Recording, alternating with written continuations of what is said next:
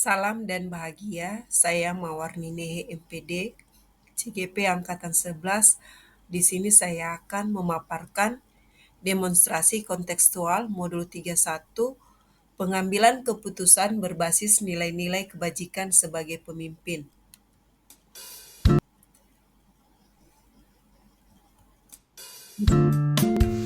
Wawancara bersama Kepala SMA Negeri 1 Teguh dan Kepala TKK Baluse Terpadu. Wawancara pertama, narasumbernya Nursari R. Simanulang SPD MM, Kepala SMA Negeri 1 Teluk Dalam. Kasus yang pernah dihadapi seperti di bawah ini, Anton siswa kelas 10, ibunya sedang menderita penyakit kanker mata dan ayahnya seorang buruh di sebuah PTX di Pekanbaru. Ayah Anton meminta Anton via telepon untuk berhenti dulu sekolah, menggantikan posisi ibunya yang selama ini tim bersama ayahnya. Jika ayah Anton tidak memiliki teman kerja, maka terpaksa ayah Anton diberhentikan kerja di PTX.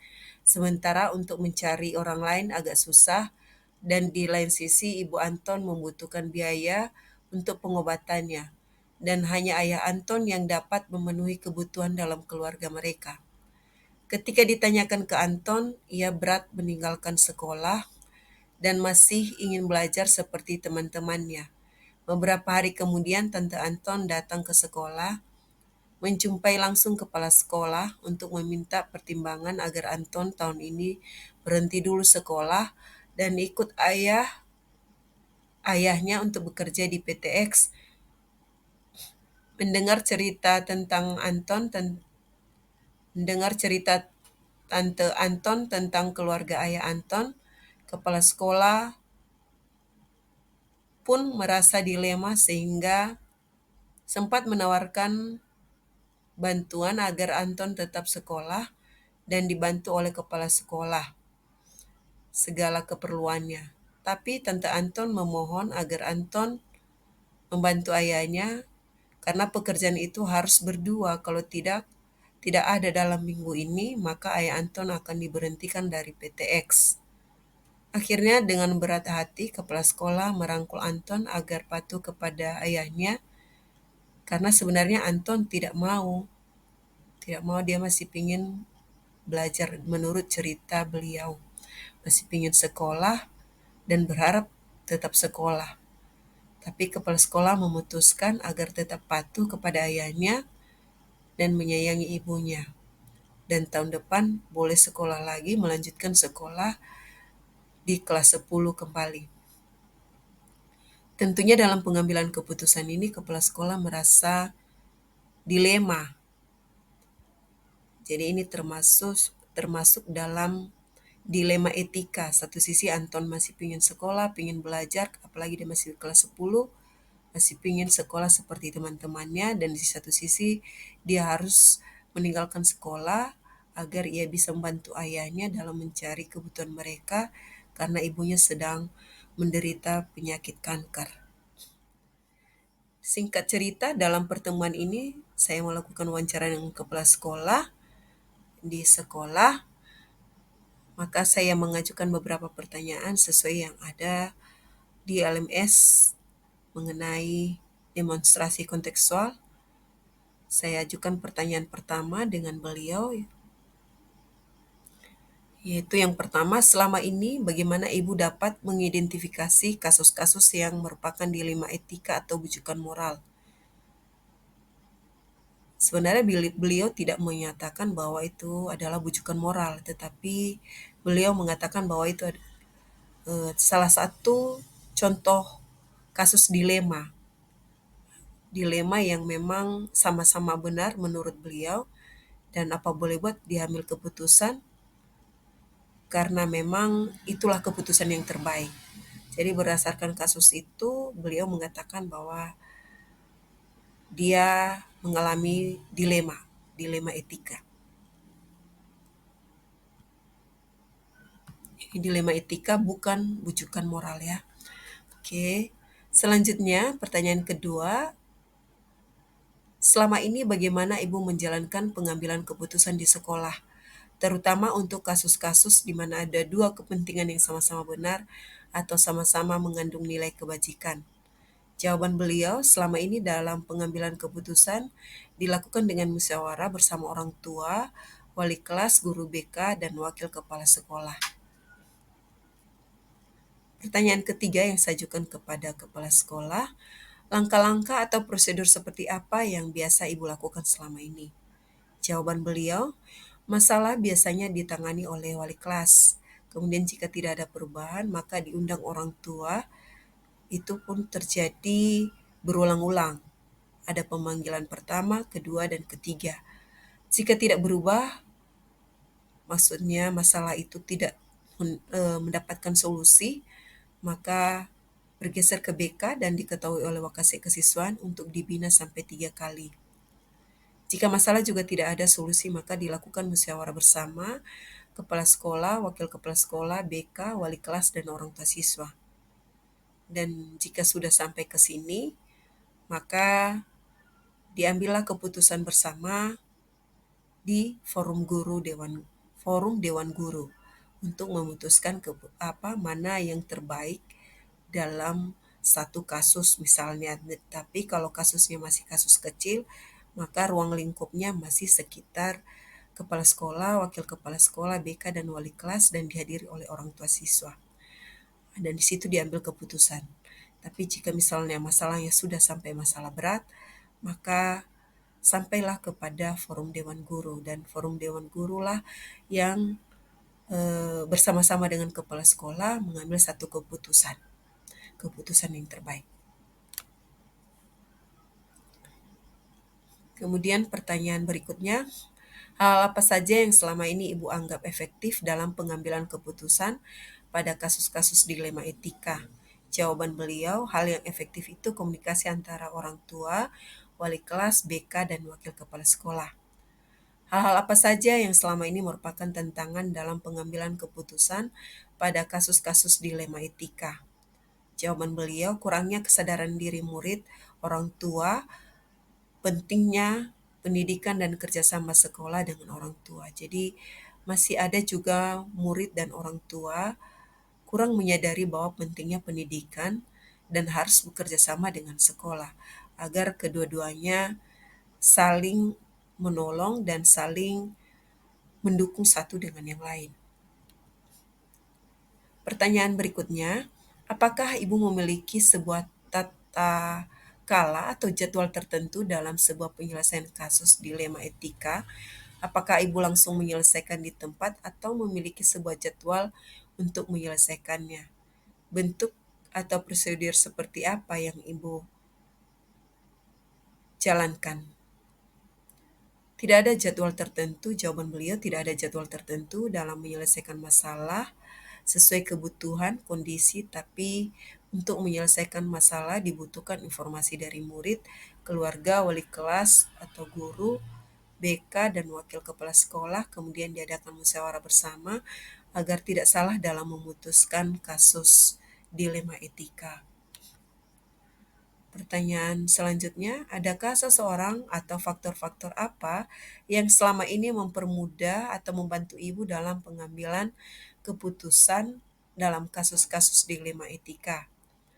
Yang membantu saya dalam pengambilan keputusan dilema etika itu wakil kepala sekolah, BK, dan guru. Ini termasuk pertanyaan terakhir untuk Kepala SMA Negeri 1 Teluk Dalam.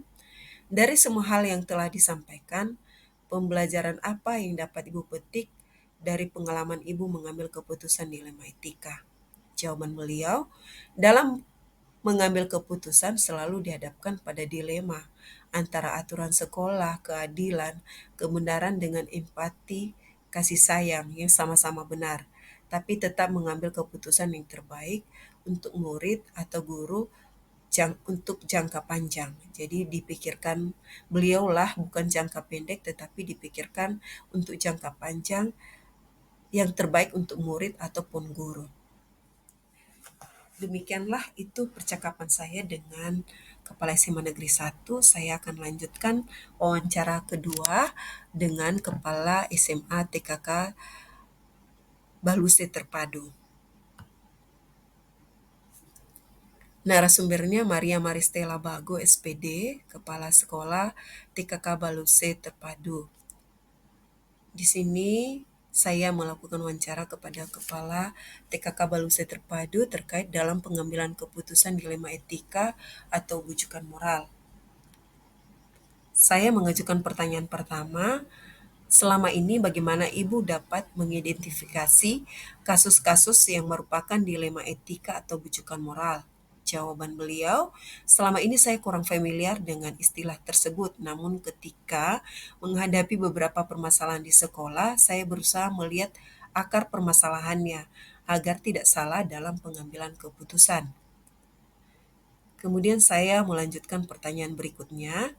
Selama ini, bagaimana Ibu menjalankan pengambilan keputusan di sekolah Ibu, terutama untuk kasus di mana ada dua kepentingan yang sama-sama benar atau sama-sama mengandung nilai kebajikan? Jawaban beliau, kita tahu bahwa salah satu nilai kebajikan adalah kejujuran atau tanggung jawab. Maka saya melihat terlebih dahulu apakah nilai kebenaran itu untuk kepentingan pribadi saja atau untuk banyak orang. Kemudian memiliki dampak bagaimana, baik jangka panjang ataupun untuk masa depan sekolah. Pertanyaan berikutnya, langkah-langkah atau prosedur seperti apa yang biasa Ibu lakukan selama ini? Jawaban beliau, sebelum mengambil sebuah keputusan, saya harus mendengarkan semua pihak yang terlibat agar tidak salah dalam pengambilan keputusan. Pertanyaan berikutnya, hal-hal apa saja yang selama ini Ibu anggap efektif dalam pengambilan keputusan pada kasus-kasus dilema etika? Jawaban beliau, sebelum saya mengambil keputusan, biasanya saya terlebih dahulu memperhatikan akar permasalahannya, lalu bertanya kepada pihak-pihak terkait, bila perlu berkonsultasi dengan orang yang lebih berkompeten dan selalu berpikir objektif. Misalnya saya akan berkonsultasi dengan guru konselor yang ada di sekolah atau komite terkait kasus dilema etika yang ada. Pertanyaan selanjutnya, hal-hal apa saja yang selama ini merupakan tantangan dalam pengambilan keputusan pada kasus-kasus dilema etika? Jawaban beliau, tantangan yang saya hadapi ketika suatu keputusan tersebut ada yang merasa tidak puas dengan keputusan yang telah saya buat. Jadi itulah tantangan, seperti ada pro dan kontra. Pertanyaan selanjutnya, apakah Ibu memiliki sebuah tata kala atau jadwal tertentu dalam sebuah penyelesaian kasus dilema etika? Apakah Ibu langsung menyelesaikan di tempat atau memiliki sebuah jadwal untuk menyelesaikannya? Bentuk atau prosedur seperti apa yang Ibu jalankan? Jawaban beliau, tidak ada jadwal khusus. Jika masalah kecil langsung kita selesaikan, dan jika masalahnya sedikit rumit, biasanya kita akan rundingkan dengan beberapa pemangku kepentingan dan berusaha menyelesaikan secepat mungkin. Pertanyaan selanjutnya, adakah seseorang atau faktor-faktor apa yang selama ini mempermudah atau membantu Ibu dalam pengambilan keputusan dalam kasus-kasus dilema etika? Jawaban beliau, biasanya saya berdiskusi dengan pengawas sekolah jika tentang kedinasan dan juga guru-guru konselor terkait permasalahan anak serta beberapa rekan kepala sekolah dan rekan guru untuk saling berbagi praktik cerita baik terkait pengambilan keputusan. Pertanyaan terakhir, dari semua hal yang telah disampaikan, pembelajaran apa yang dapat Ibu petik dari pengalaman Ibu mengambil keputusan dilema etika? Jawaban beliau, pembelajaran yang dapat dipetik dalam pengambilan keputusan tidak perlu terburu-buru, hati-hati, dan jangan malu untuk menanyakan pendapat orang yang lebih berkompeten. Itulah wawancara saya kedua kepada Kepala Sekolah TKK Baluse Terpadu. Maka berikutnya saya melakukan analisis dan refleksi. Yang pertama, saya akan berbagi praktik di Kombel mengenai 9 langkah pengambilan keputusan, 4 paradigma dilema etika, dan 3 prinsip dilema etika. Menerapkan 9 langkah pengambilan keputusan, 4 paradigma dilema etika, dan 3 prinsip dilema etika dalam mengambil keputusan terhadap kasus murid di sekolah. Dan dari wawancara tadi, saya menganalisis bahwa saat melakukan wawancara tentang pengambilan keputusan, kedua kepala sekolah memiliki cara masing-masing dalam mengambil keputusan, tapi tetap memperhatikan paradigma individu lawan kelompok, rasa keadilan lawan rasa kasihan, kebenaran lawan kesetiaan, jangka pendek lawan jangka panjang. Kemudian 3 prinsip dilema etika tetap diterapkan meskipun tidak tertulis tapi tersirat, tapi tidak menerapkan 9 langkah pengambilan keputusan. Demikianlah hasil refleksi saya dari beberapa dari 2 wawancara yang saya lakukan sebelumnya. Demikian dari saya pemaparannya. Akhir kata saya ucapkan terima kasih. Salam dan bahagia.